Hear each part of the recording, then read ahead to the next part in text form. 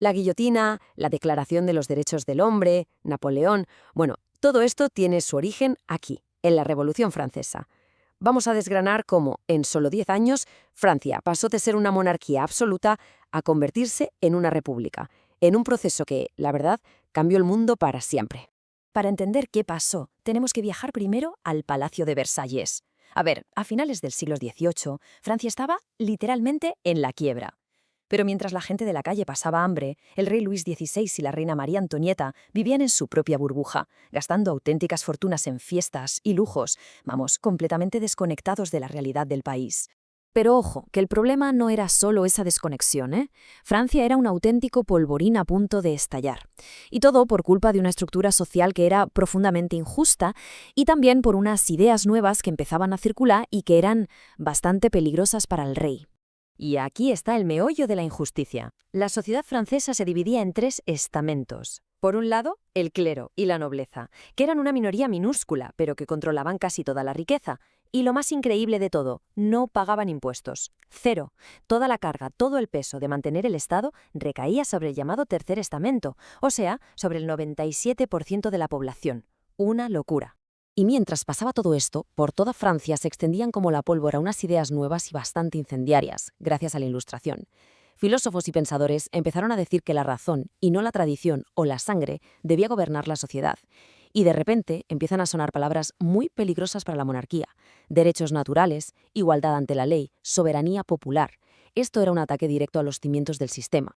Así que tenemos al pueblo pasando hambre, las arcas del Estado vacías y un montón de ideas revolucionarias en el aire. Solo faltaba una chispa para que todo saltara por los aires. Y lo más irónico de todo es que esa chispa fue un intento del propio rey de recaudar más impuestos.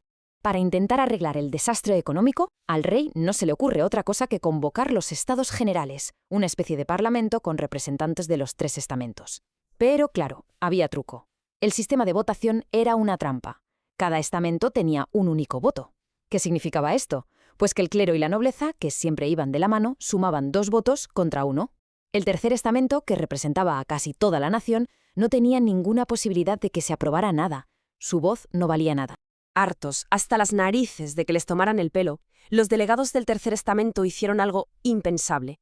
Se autoproclamaron Asamblea Nacional, la única voz legítima de Francia. Cuando el rey, en respuesta, les cerró su sala de reuniones, se fueron a una cancha de juego de pelota de al lado y allí juraron no separarse hasta darle a Francia una constitución. El rey mandó tropas a París, pero ya era tarde. El 14 de julio, la gente, temiendo una masacre, asaltó la fortaleza de la Bastilla. La revolución había comenzado. Después de la toma de la Bastilla, todo se acelera. El poder se escapa de las manos del rey y pasa a la nueva Asamblea Nacional. Y así arranca una fase de reformas importantísimas, todo impulsado por los grandes ideales de la Revolución. Uno de los primeros frutos de esta asamblea fue la Declaración de los Derechos del Hombre y del Ciudadano, un documento histórico, precioso, que proclamaba que todos los hombres nacen libres e iguales. Pero había una letra pequeña muy grande. ¿Y las mujeres? Activistas como Olympe de Gouges lo vieron enseguida y lo denunciaron. La gran promesa de igualdad de la Revolución, al parecer, no era para todas. Mientras tanto, el rey seguía siendo jefe de Estado, pero solo sobre el papel. Incapaz de aceptar que había perdido el poder, en 1791 intentó huir de Francia con su familia. Su plan: llegar a Austria y volver con un ejército extranjero. Pero los pillaron en un pueblo llamado Barrens. Para el pueblo francés, esto fue la traición definitiva. Ya no era su rey, era un traidor a la patria. La huida del rey fue la gota que colmó el vaso. Se abolió la monarquía y se proclamó la república. Pero el nuevo gobierno, la Convención, estaba totalmente dividido. Por un lado estaban los girondinos, que eran más moderados y querían frenar la violencia. Y por otro, los jacobinos, liderados por el radical Maximilien Robespierre, que querían una ruptura total con el pasado. La gran batalla entre ellos fue decidir qué hacer con el rey. Al final ganaron los radicales. Luis XVI fue juzgado por traición y condenado a muerte. El 21 de enero de 1793 fue ejecutado en la guillotina, delante de una multitud en París. Unos meses después, María Antonieta siguió el mismo camino. Ese fue el punto de no retorno, la ruptura total y absoluta con el antiguo régimen. La ejecución del rey fue un shock para toda Europa, y las monarquías vecinas le declararon la guerra a Francia. Dentro del país, la paranoia y el miedo a los enemigos de la revolución desataron la fase más oscura y sangrienta de todo el proceso. Para que nos hagamos una idea de la escala de la brutalidad de la que hablamos, se calcula que unas 40.000 personas fueron ejecutadas en poco más de un año. 40.000. Fue un periodo de una violencia extrema, en el que la guillotina se convirtió en el terrible símbolo del nuevo poder revolucionario. El poder absoluto cayó en manos de un grupo muy reducido, el Comité de Salvación Pública, con Robespierre a la cabeza. Y su lógica era aterradora. Para salvar la revolución, decían, había que suspenderla. Así que anularon la Constitución, pisotearon todos esos derechos por los que habían luchado y desataron una caza de brujas masiva contra cualquiera que fuera considerado un enemigo. La paranoia era absoluta. ¿Qué te podía llevar a la guillotina? Pues sinceramente casi cualquier cosa. ¿Te quejabas de lo caro que estaba el pan? Eras un traidor. ¿Procedías de una familia noble? Traidor. ¿Sugerías que a lo mejor estaban ejecutando a demasiada gente? Pues evidentemente eras un traidor. El miedo se convirtió en la principal herramienta del gobierno. Esta frase de Robespierre lo resume todo, ¿no? Encapsula perfectamente esa lógica implacable que impulsó el terror.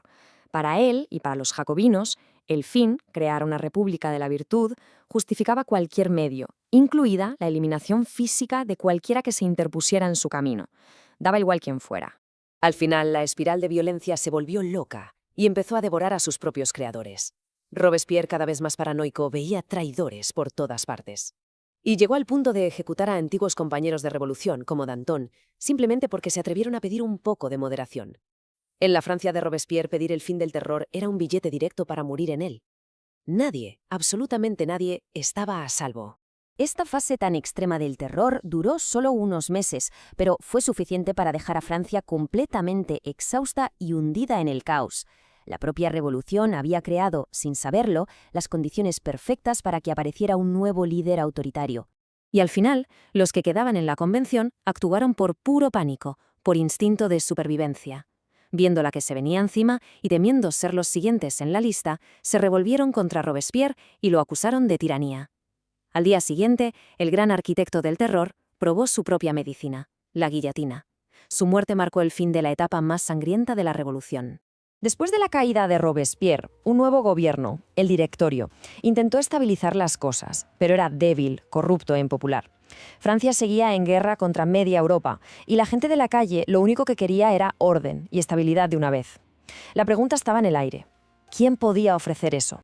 Y la respuesta llegó, como tantas veces en la historia, desde el campo de batalla.